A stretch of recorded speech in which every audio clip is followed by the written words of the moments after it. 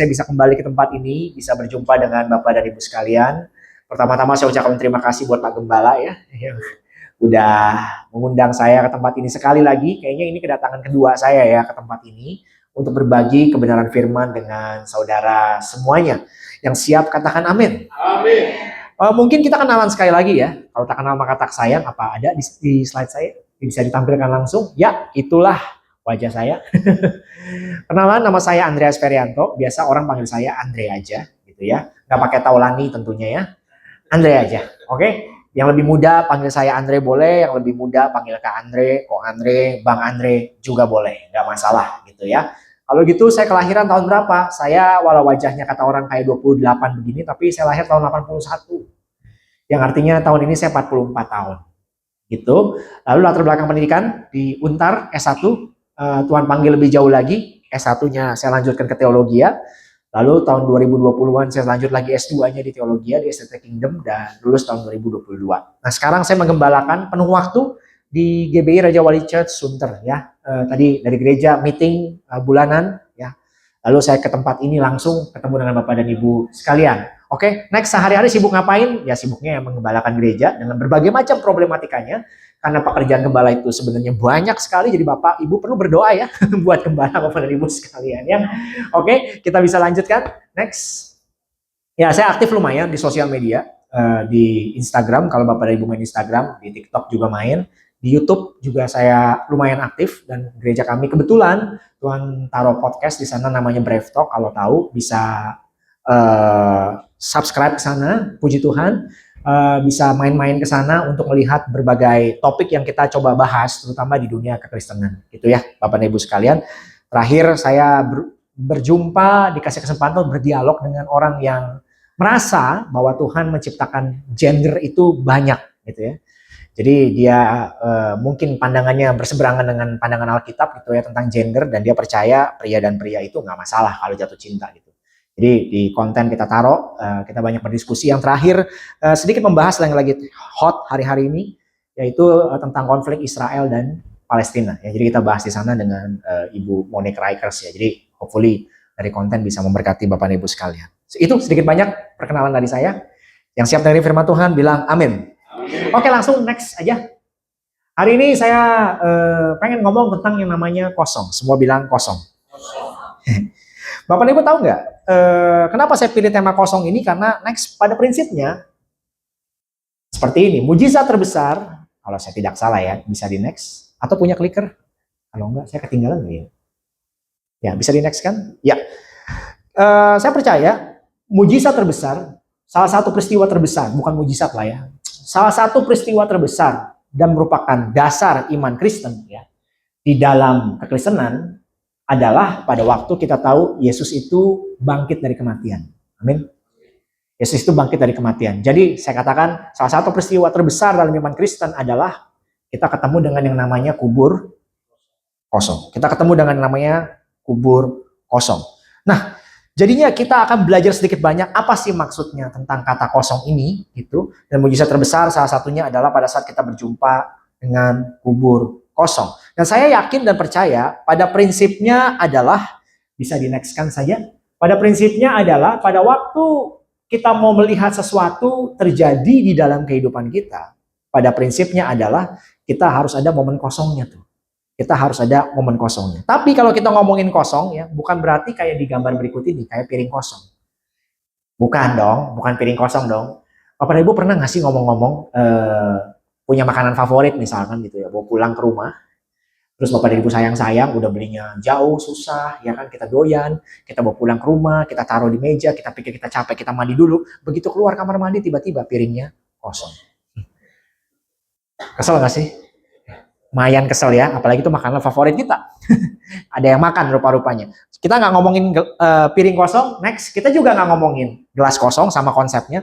Dan yang pasti biasanya kalau buat orang-orang yang bekerja, ya kan, atau yang masih single, biasanya ada ngalamin sesuatu yang kosong lagi. Dan yang pasti bukan tentang next hati yang kosong. Ya.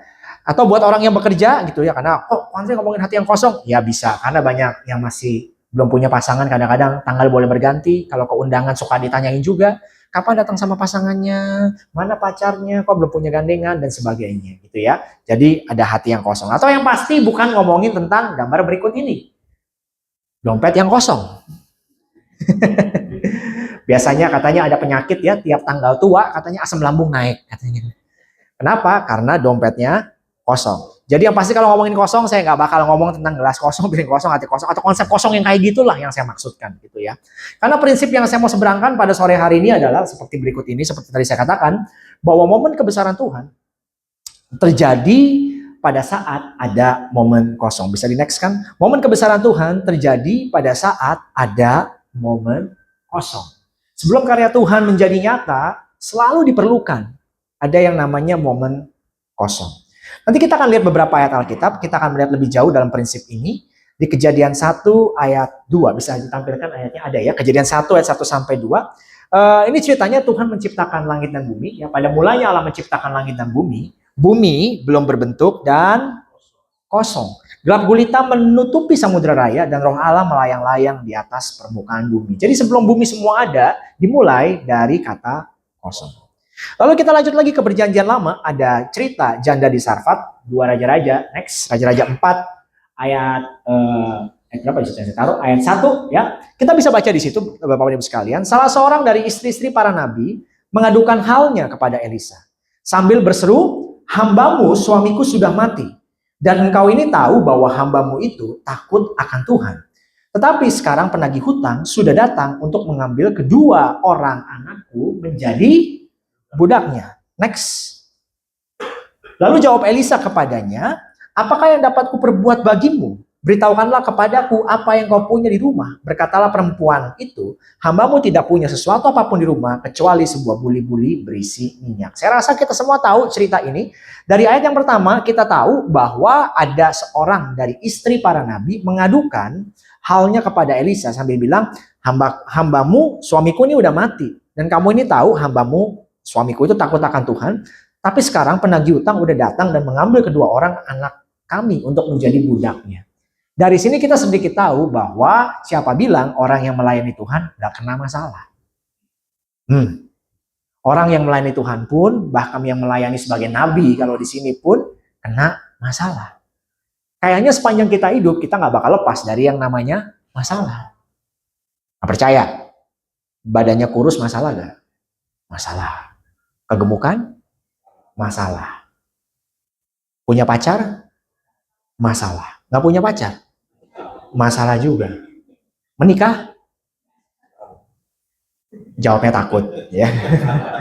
Menikah? Masalah. Nggak menikah? Masalah. Serba salah, baik juga. Iya juga lagi, ya kan? Jadi gembala juga susah loh, ya kan? Jadi gembala kurus katanya apa? Masa jadi pendeta nggak diberkati? Masalah. Sebaliknya gembala agak gemuk juga nggak pernah doa puasa. Masalah, ya kan? Ganti sepatu dikit, Pak Supratman kok udah ganti sepatu. Pakai uang siapa dia itu? Masalah. Banyak aja permasalahan kita, mau melayani Tuhan nggak melayani Tuhan, kayak selama kita hidup kita itu semua kena sama masalah. Nah menariknya adalah jawab Elisa kepadanya, "Apakah yang dapat kuperbuat bagimu?" Nah gini loh maksud saya, pada waktu ada seseorang biasanya bercerita kepada hamba Tuhan, kalau dia punya permasalahan, apalagi kita dengar tadi masalahnya adalah hutangnya banyak, bahkan untuk bayar hutangnya tidak sanggup, dan bahkan anak-anaknya mau diambil, kita bisa tahu dong hutangnya pasti gede, hutangnya pasti banyak. Lalu datang kepada hamba Tuhan, dan hamba Tuhan ini, Mbak Elisa ini bertanya, "Apakah yang dapat kuperbuat bagimu?" Kalau hidup di zaman sekarang, saya yakin si janda di Sarfat ini akan bilang, "Hello, lu pakai tanya masalahnya apa? Udah tadi ceritain. Nggak punya apa-apa, penagih utang datang." Ekspektasinya apa pada waktu ketemu pendeta, pada waktu bilang hutangnya banyak? Minim. Doain, minim, betul? Tapi kalau bisa, bantu bayar. Kira-kira kan begitu. Lalu Elisa menarik sekali jawabannya adalah, "Apakah yang dapat kuperbuat bagimu?" Pura-pura nggak tahu ini orang. Lalu tapi dijawab di situ, "Hambamu tidak punya sesuatu apapun di rumah kecuali sebuah buli-buli berisi minyak." Lalu kita lanjutkan ayat yang ketiga. Lalu berkatalah Elisa, "Pergilah, mintalah bejana-bejana dari luar daripada segala tetanggamu." Bejana-bejana kosong. Tapi jangan terlalu sedikit. Dan the rest of the story, Bapak dan Ibu tahu ceritanya. Apa yang terjadi, oke? Perhatikan, ada kata di sana, bejana kosong. Kita lanjutkan lagi ke perjanjian baru sekarang. Next. Yohanes 2 ayat yang ke-6. Tapi saya kasih konteksnya dulu ya, Bapak Ibu sekalian. Yohanes 2 saya bacakan dari ayat yang ke-4 dulu. Jadi ceritanya di ayat yang ketiga, Yohanes 2 ayat yang ketiga, ketika mereka kekurangan anggur, Ibu Yesus berkata kepadanya, mereka kehabisan anggur. Kata Yesus kepadanya, mau apakah engkau daripadaku Ibu? Saatku belum tiba. Ayat 5, tetapi Ibu Yesus berkata kepada pelayan-pelayan, apa yang dikatakan kepadamu, buatlah di situ. Lalu masuklah ayat yang ke-6 ini. Di situ ada 6 tempayan yang disediakan untuk pembasuhan menurut adat orang Yahudi. Masing-masing isinya 2-3 buyung. Ya kan? Lalu ayat 7, Yesus berkata kepada pelayan-pelayan itu, isilah tempayan-tempayan itu penuh dengan air. Berarti bisa dikatakan lagi di situ, dan mereka pun mengisinya sampai penuh. Bisa dikatakan berarti keadaan tempayan-tempayan itu pun dalam keadaan kosong. Terjadi lagi. Ya kan? The rest of the story, saudara tahu apa yang terjadi. Nah, apa yang mau kita pelajari dari beberapa cerita di Alkitab yang konsisten dari awal kejadian, perjanjian lama, perjanjian baru? Next, berikutnya. Yang pasti kita nggak sedang bicara tentang sekedar wadah kosong. Tadi kita lihat di perjanjian lama kita ketemu dengan yang namanya bejana kosong. Bapak dan Ibu sekalian, bejana kosong itu menarik buat saya. Karena ini saya yakin banget firman Tuhan ini lebih dalam dari sekedar suruh cari bejana-bejana kosong. Tapi begini, bayangin, dia seorang istri nabi. Dia minta anak-anaknya untuk mencari bejana-bejana kosong. Jadi yang pergi itu anak-anaknya buat cari bejana-bejana kosong. Nah, dia sebagai anak seorang hamba Tuhan, anak seorang nabi, keliling ke tetangga, mencari bejana kosong. Yang pertama, aneh. Kenapa saya bilang aneh? Bagaimana mungkin Elisa ngomong, kamu punya apa di rumah? Gak punya apa-apa, 1 buli-buli minyak. Ya udah, sekarang keluar cari bejana-bejana kosong. Firman Tuhan disampaikan lewat Elisa, cari keluar bejana-bejana kosong. Tentu saja ini bukan jawaban yang diharapkan. Bukan jawaban yang diharapkan. Suruh keluar cari bejana kosong. Firman Tuhan ngomong A, otak kita kayaknya nggak gitu deh. Terjadi kan zaman sekarang kan, firman Tuhan ngomongnya apa, otak kita bilang kayaknya nggak gini-gini juga ya. Apa yang kayak gini sih yang bener sih? Udah jadi konflik batin pertama. Nah yang kedua, dia harus merendahkan hatinya untuk ngikutin perintah firman Tuhan. Untuk mencari bejana-bejana kosong. Nah kebayang nggak kira-kira apa yang harus dia lakukan? Dia harus merendahkan hatinya loh. Dia ketok loh tetangga loh. Misi, Bu, Pak. Oh iya Dek, ada apa Dek? Kamu anaknya Bapak Pendeta ini kan ya? Iya Bu. Ada apa ya? Ada bejana kosong Bu. Kebayang nggak enaknya tuh gimana? Saudara bayangin nih, saudara ketok rumah tetangga saudara. Om, Tante, Ci, Kok. Ya, kenapa? Bang, Mbak, aku mau minta bejana kosong. Hah? Buat apa? Ngapain? Dia kumpulin loh. Sedikit demi sedikit dari tetangga-tetangganya. Belum lagi mungkin dia mampir ke, kalau di sini zaman kita bilangnya warteg, kalau di sana Israel berarti waris ya, warung Israel. Ya kan? Bisa jadi, ya kan? Dia tanya, sorry Bu, boleh nggak Bu aku minta bejana kosong? Gini ya Dek ya, kamu kan tahu, nih bon papa kamu aja kamu belum bayar. Orang nggak punya duit. Bisa aja kan, bon papa aja kamu belum bayar, ini papa kemarin minta makan belum bayar. Sekarang kamu minta lagi bejana kosong. Halo? Ngaca. Kita sih orang baik ya Dek ya, tapi ya Bu ya kira-kira. Kemarin minta makan, masa sekarang minta barang saya? Maksud saya Bapak Ibu sekalian, ini bukan perkara yang mudah. Dan memang pada waktu kita melakukan firman Tuhan, bukan perkara yang mudah. Satu, yang kedua, kadang perintah Tuhan tidak masuk yang namanya logika kita. Nggak masuk. Jadi perlu merendahkan diri, merendahkan hati. Saya ulang, jadi perlu merendahkan diri dan merendahkan hati untuk kita mau menjalankan firman Tuhan. Betul atau betul? Ya kan? Yang kedua, kita kembali ke tempayan kosong. Nah, saya mau ajak Bapak Ibu sekalian, tadi kita tahu ceritanya, Yesus bikin mujizat pertama, merubah air menjadi anggur di pesta pernikahan di Kana. Betul ya? Bayangkan saya coba ajak Bapak dan Ibu berpikir apa ada satu prinsip penting di sini. POV-nya adalah, bayangkan misalkan teman kita yang singer namanya siapa? Siapa? Marice, panggilnya Mari aja ya. Iya. Nama panjangnya Marilah Kemari, bukan? Ya. Oh, oke, siap. Just kidding, oke? Marice ya. Marice ini ceritanya adalah lulusan universitas bagian pariwisata, let's say. Dan lagi cari kerja. Cari kerja di Jakarta susah. Nah, tiba-tiba dia melamar ke WO, wedding organizer terkenal. Dilihat CV-nya, wah CV kamu bagus sekali Marice. Oke deh, magang dulu ya, kontrak dulu, kontrak kerjanya. Kebetulan minggu depan kita ada pekerjaan wedding. Ikut dengan tim kami. Lalu setelah ikut di timnya, tiba-tiba di tengah kerumunan orang banyak, tiba-tiba Marice menemukan anggur habis. Lalu Marice pasti ini dong, ada walkie-talkie-nya dong. Pak, ketua panitia, ya gawat. Kenapa? Anggur habis. Oh, kamu kan ditugaskan di situ. Ngapain aja kamu dari tadi?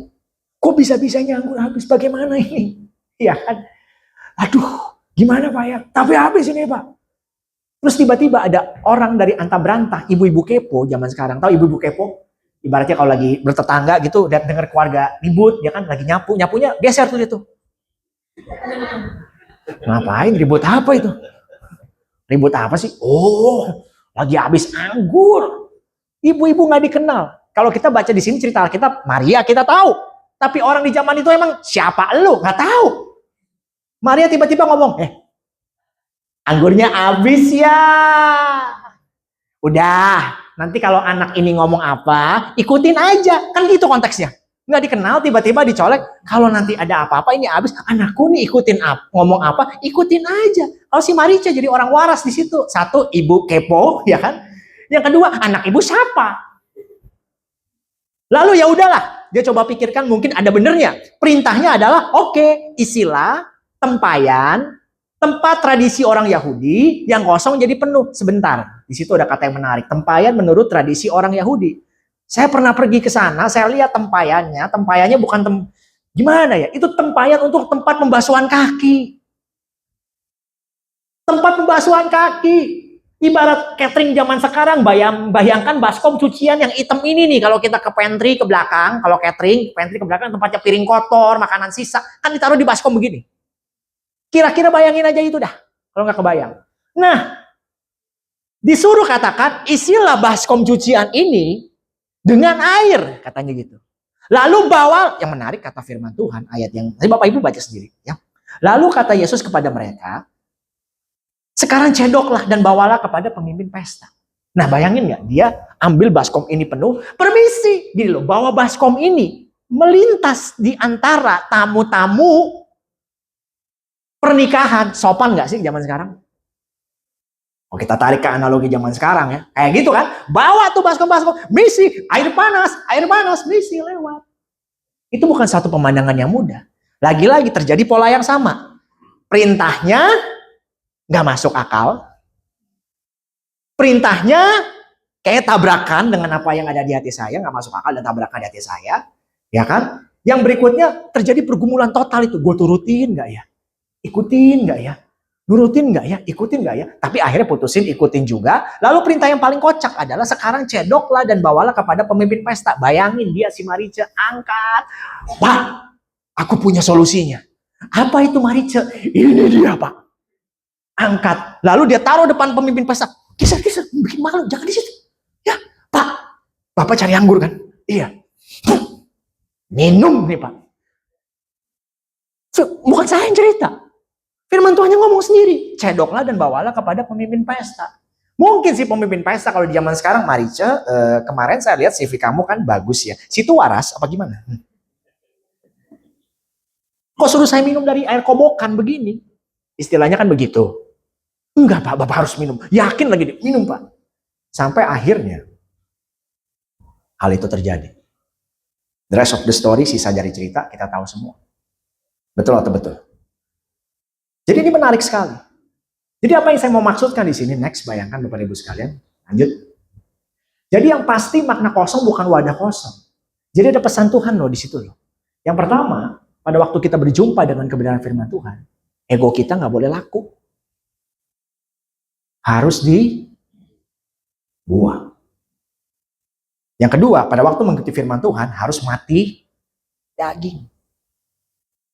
Apa yang mati daging pada waktu si ibu hamba Tuhan itu cari ketok pintu, cari bejana? 6 huruf. G, E, N, G, S, I. Dibaca gengsi. Apa yang harus mati daging pada waktu mengumpulkan tempayan-tempayan kosong? Harus taat. Harus mau ikutin. Tidak mudah loh. Tapi itulah kebenarannya. Betul atau betul? Pada waktu kita berjumpa dengan kebenaran firman Tuhan, setiap hari, setiap minggu, kita dikhotbahkan, dengar khotbah di sini. Di YouTube nggak kurang-kurang banyak firman Tuhan. Belum lagi ada renungan, belum lagi ada doa pagi. Nggak kurang-kurang kita dengerin firman Tuhan. Dan masalahnya adalah pada waktu kita berjumpa dengan pesan Tuhan, apa yang dimaksudkan dengan momen kosong adalah mau nggak kita menyingkirkan ego kita dan menempatkan firman Tuhan pada porsi yang semestinya di dalam hati kita. Memang Pak Gembala kalau khotbah begini jarang aminnya Pak. Kalau kita berdoa, saudara diberkati. Amin. Berkatmu melimpah. Amin. Nah kalau begini jarang amin. Membuang egonya. Karena kadang-kadang lagi-lagi yang yang mencegah kita untuk melakukan firman Tuhan, ya kadang-kadang ego kita sendiri. Contoh ya, urusan minta maaf aja. Now we talk, sekarang kita bicara urusan minta maaf aja. Saudara tahu nggak? Tuhan mau kita itu memaafkan. Tahu. Di kepala tahu. Di hati belum tentu. Kadang-kadang pada waktu kita tahu minta maaf, biasanya yang keluar dari mulut kita pertama apa? Tahu Pak, saya minta maaf. Tapi yang harus minta maaf dia, bukan saya. Apalagi saya lebih kaya dari dia. Apalagi saya lebih tua dari dia. Apalagi saya lebih, pokoknya kita nggak pernah, kata maaf itu susah keluar dari mulut kita. Pada waktu minta maaf. Padahal firman Tuhan bilang, tampar pipi kiri kasih. Itu tahu. Memaafkan harus berapa kali? 70 kali? 7 kali. Kita tahu. Tapi begitu kita disuruh maaf, minta maaf. Dan by the way, firman Tuhan lebih tinggi lagi loh. Bukan segini loh. Kalau orang minta maaf sama kita, bisa jadi kita juga dilembutkan hatinya gitu. Kita bilang, ya oke lah. Ya udah minta maaf, oke. Tapi firman Tuhan bilang, kita sebagai anak-anak kerajaan Allah, yang pertama nih kalau Bapak Ibu lupa, berbahagialah orang yang membawa damai. Katanya gitu. Amin.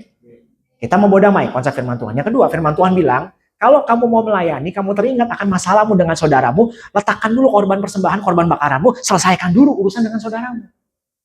Yang saya baca sih nggak ada tulisan, selesaikan dulu urusan dengan saudaramu, kalau saudaramu yang salah. Nggak ada. Artinya kita tahu kita sedang bermasalah dengan orang lain, kita sedang bermasalah dengan saudara kita, dengan orang-orang yang mungkin sedang menyakiti kita. Firman Tuhan bilang, lu jangan pelayanan dulu, taruh dulu, selesain dulu. Yang artinya yang inisiasi, maksud saya. Yang inisiasi harusnya kita. Anak-anak kerajaan Allah. Levelnya udah lebih dalam lagi. Kalau orang minta maaf, oke lah. Kita bisa maafin. Nah sekarang, kalau ada konflik, kenapa kita nggak inisiasi?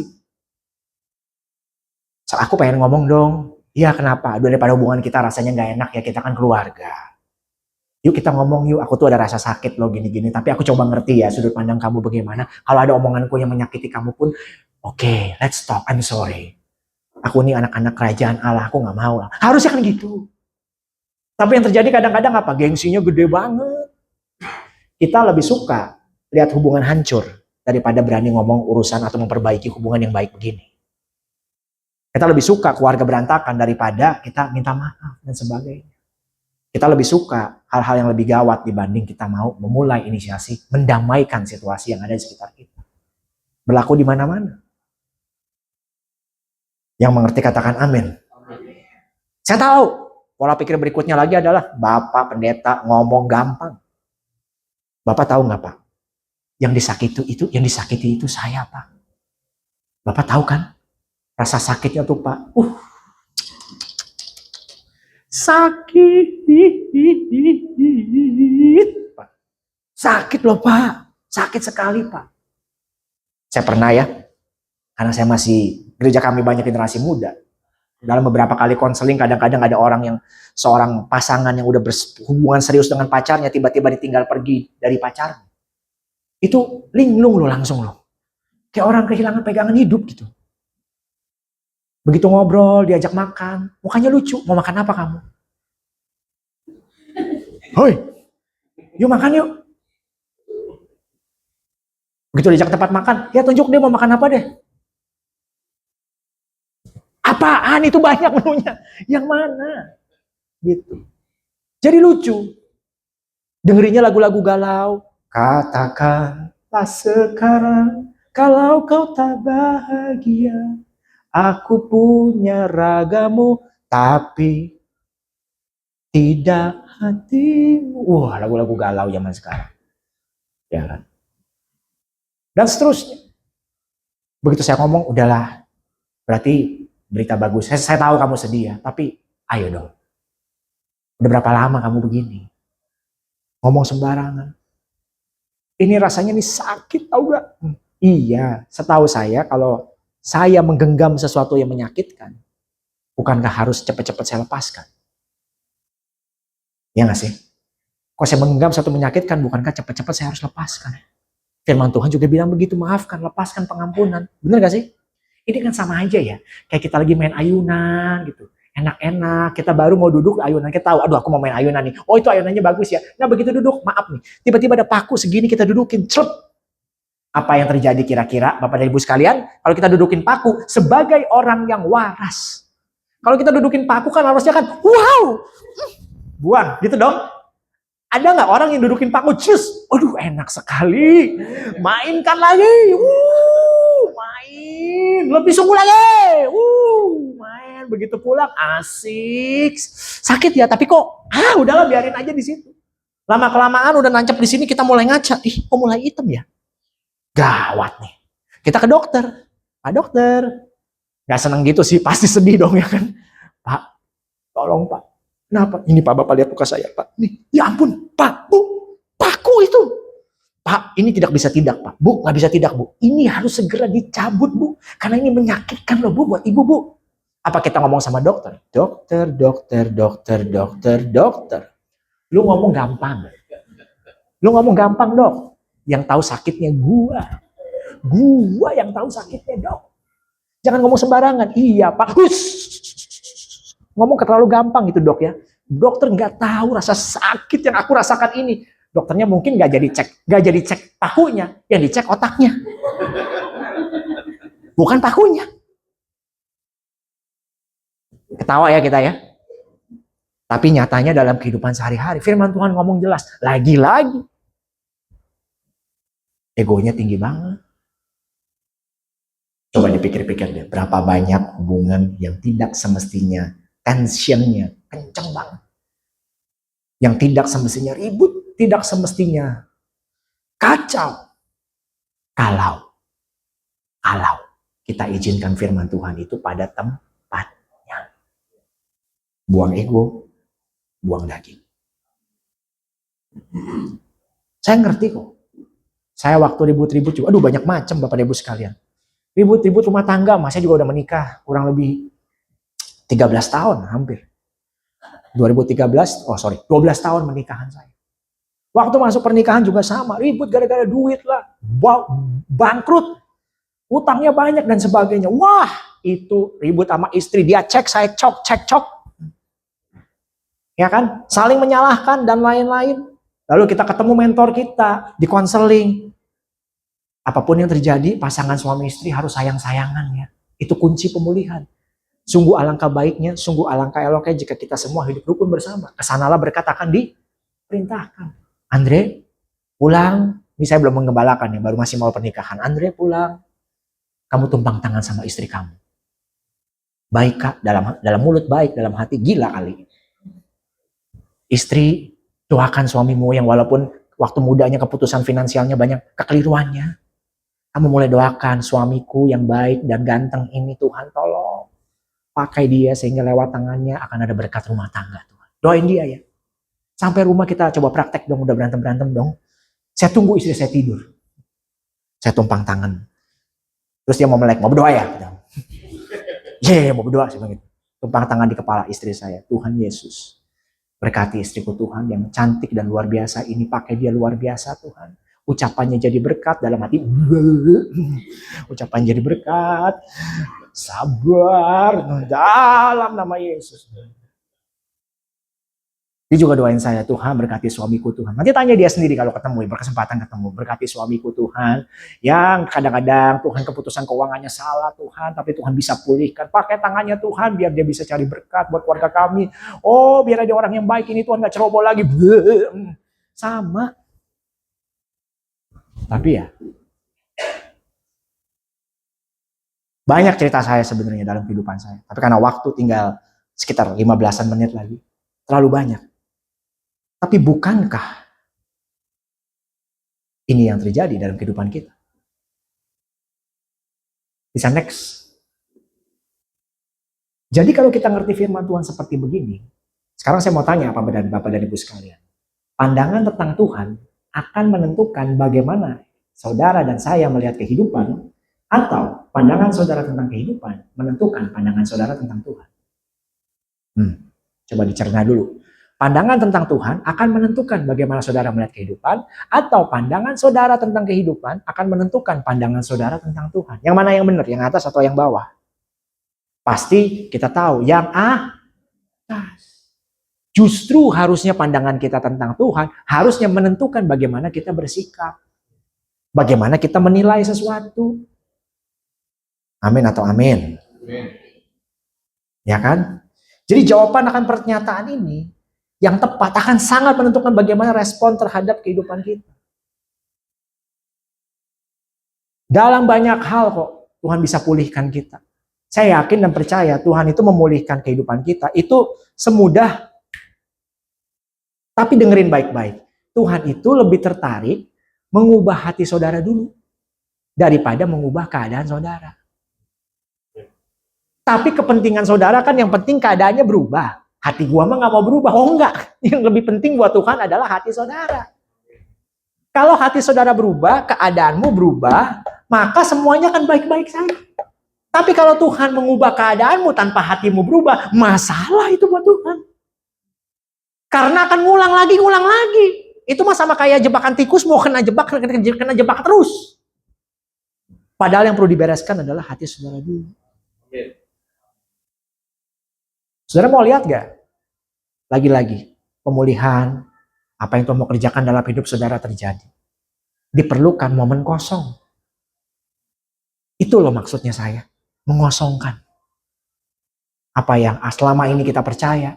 Karena gini loh, perang hidup kita sehari-hari bukan perang apa-apa. Kita ini udah punya bobot.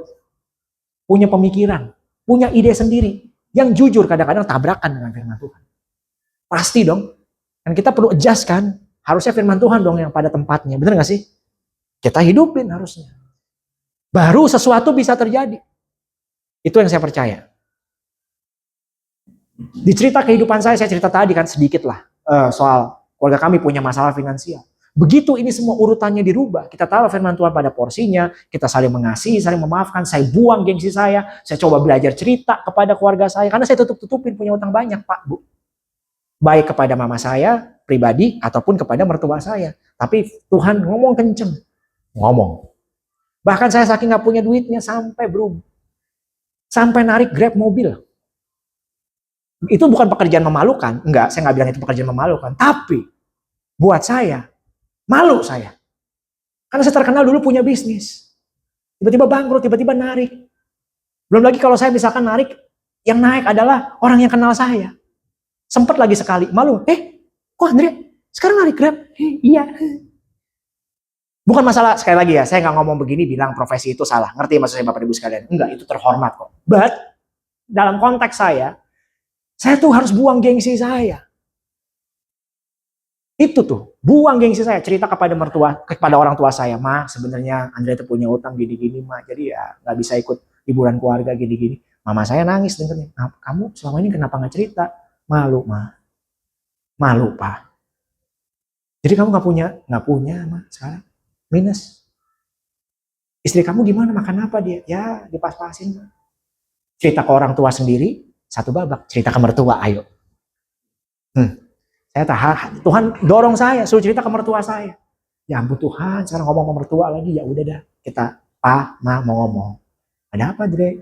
Saya ajak papa saya, papi, mertua saya ngomong. Saya ceritain cerita lengkapnya gini gitu ya. Ya ampun, tadi. Udah gini deh katanya gitu. Besok sebelum kamu narik Grab kamu itu, kalau nggak punya makanan mampir ke sini dulu ya.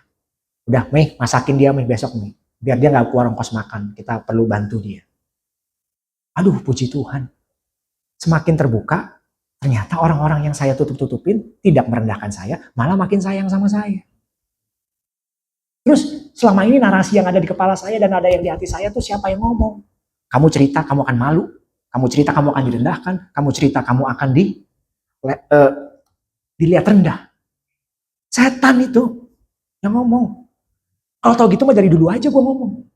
Hidup enak. Tapi kan, gengs. Abis terbuka itu benar-benar Tuhan tuh proses. Karena kalau buat saya itu ya masalah saya. Buat kita temboknya tuh beda-beda. Temboknya beda-beda. Kalau buat saya itu masalahnya, gengsi. Begitu itu berubah, benar gitu. Ngosongin diri bener-bener udah pokoknya Tuhan bodoh amat. Mau mereka ngomong apa sama saya, yang penting saya ikutin Tuhan. Saya nggak mau hidup gengsi, saya mau hidup enteng, ringan, nggak pakai topeng, nggak pakai apa. Pokoknya begini saya, oke, gas. Gitu. Ya singkat cerita beberapa tahun percepatannya banyak sekali. Percepatannya banyak sekali. Sampai akhirnya Tuhan bisa balikan semua keadaan, sampai semuanya berjalan dengan baik, sampai dan seterusnya dan seterusnya. Tapi lagi-lagi, ini kan. Sampai sini Bapak Ibu paham sesuatu? Amin. Ini ngomong konsep kosong begini, Alkitabiah nggak sih? Mari kita lihat dasar firman Tuhan sekali lagi sebagai penutup. Saya undang pemain musik maju ke depan. Next. Filipi 2 ayat 5 sampai 8. Hendaklah kamu dalam hidupmu, kata firman Tuhan, bersama menaruh pikiran satu dan perasaan yang terdapat juga dalam Kristus Yesus, yang walaupun dalam rupa Allah, apa di situ tulisnya? Tidak menganggapnya sebagai kesetaraan dengan Allah. Itu sebagai milik yang harus dipertahankan, kata firman Tuhan. Next. Melainkan telah mengosongkan dirinya sendiri dan mengambil rupa sebagai seorang hamba dan menjadi sama dengan manusia. Dan dalam keadaan sebagai manusia, ia telah merendahkan dirinya dan taat sampai mati, bahkan mati di kayu salib. Nah, ternyata Yesus pun mengosongkan dirinya. Tidak menganggap apa yang dia punya itu sebagai kerajaan, apa dia sebagai atribut-atribut kealahannya dikosongkan. Konsepnya sama. Kurang lebih. Amin. Ngerti ya? Kita mengosongkan dirinya. Kita mengosongkan diri. Wong Tuhannya aja mengosongkan diri juga. Artinya mengosongkan diri itu apa? Doa Yesus dia udah paling kentara deh. Tuhan kalau boleh, Bapak kalau boleh, cawan ini lalu daripada aku. Mudah gak buat Yesus pada waktu dia misalkan ngomong sama Bapak gitu. Emang gak ada cara lain nih, nebus manusia. Selain harus mati di kayu salib. Dongkol juga nih ngelihat orang ngeledek, ngeludahin. Bisa gak waktu orang ngeludahin dia cuma tinggal gini doang, bibirnya gak bisa keluar lagi. Gampang. Mudah gak buat dia kalau waktu dipukul gitu, tombaknya patah, gampang gak buat dia? Patah. Bisa gak dia cuma kayak di film-film tuh sentil begitu, tiup doang gitu, yang mau pukulin dia, mentalnya 4 meter gitu. Kecil. Tapi dia gak kerjain. Karena kehendak Bapaknya jauh lebih penting. Sama. Kita mengosongkan diri maksudnya apa? Biarlah kehendak Tuhan jauh lebih penting daripada ego saya. Daripada gengsi saya. Itu loh maksudnya. Setiap kali saya kok yakin dan percaya kita kalau mau lihat karya Tuhan dalam hidup kita selalu dimulai dari momen mau gak mengosongkan diri. Nah, cara mengosongkan diri cuma 2 buat saya. Yang pertama, sukarela. Atau yang kedua, dipaksa. Sukarela atau dipaksa. Maksudnya saya gimana? Boleh Pak, minta tolong ini Pak. Botol minum yang ini aja. Iya. Ya. Terima kasih ya Pak ya. Nah, kalau sukarela, ya ini botol penuh tinggal dibuka, dikosongin, diminum. Ini bukan berarti saya haus ya. Buat ilustrasi aja. Kalau ini diminum terus-terus, lama-lama kosong nggak? Kosong. Ya kan? Pada waktu ini kosong, ini bisa diisi yang lain. Misalkan teh gitu. Misalkan Tuhan maunya ini bukan isi air putih, airnya teh. Cara sukarela adalah sederhananya, ya either ini kita minum atau kita buang aja isinya sukarela sendiri deh. Nah Tuhan, silakan isi air. Isi teh maksud saya. Nah tapi cara paksa bisa? Bisa. Tuang aja tehnya terus. Bener gak? Terus-terusan lama-kelamaan airnya dari dalam dipaksa untuk keluar. Konteks sehari-hari, kadang-kadang ada orang yang cepat bertobat, tahu kapan dia harus berubah, dia tahu dia harus berubah, nggak pakai lama-lama, Tuhan, ini aku pakai aku Tuhan, aku mau kosongin diri, betul? Yang model kedua biasanya model kejeduk dulu, udah kejeduk dulu, nggak punya solusi, nggak punya jalan lain, baru deh dia nengok ke atas, Tuhan, kehendakmu yang jadi deh. Mau yang mana Bapak dan Ibu sekarang? Mau yang sukarela atau mau yang dipaksa? Sepengalaman saya, yang dipaksa jauh lebih sakit. Jauh lebih sakit. Jauh lebih painful. Yang sukarela sakitnya di depan. Sedikit. Dibandingkan dengan sama-sama sakit sih. Tapi bedanya sakitnya di depan. Yang satu modelnya pertobatan, yang satu modelnya penyesalan. Betul? Nah, sekarang pilihan ada di tangan Bapak Ibu sekalian. Pertanyaan saya terakhir adalah, next, maukah saudara dan saya mengosongkan diri kita? Jangan-jangan banyak masalah kena ya kita dalam hidup kita. Kalau kita mau jujur, ya karena kita nggak menempatkan Tuhan pada firman Tuhan dan kebenarannya pada porsinya. Hopefully, apa yang kita sharingkan hari ini jadi berkat buat Bapak dan Ibu semua. Waktu saya juga sudah habis. Saya berdoa kita semua mau jadi pribadi-pribadi gini. Bukan untuk cari mujizat Tuhan ya, enggak. Bukan loh ya, bukan. Tapi memang kita udah mesti menaruh firman Tuhan dan kebenarannya pada tempatnya. Pada kendali hati kita. Mau nanti kapan Tuhan tolong, nomor 2. Tapi pembacaan saya di firman Tuhan, kalau kita letakkan Tuhan di hati kita, Tuhan akan jadi raja di hati kita. Everything going to be different. Semuanya akan jadi berbeda. Amin. Mari kita pakai berdiri Bapak dan Ibu sekalian.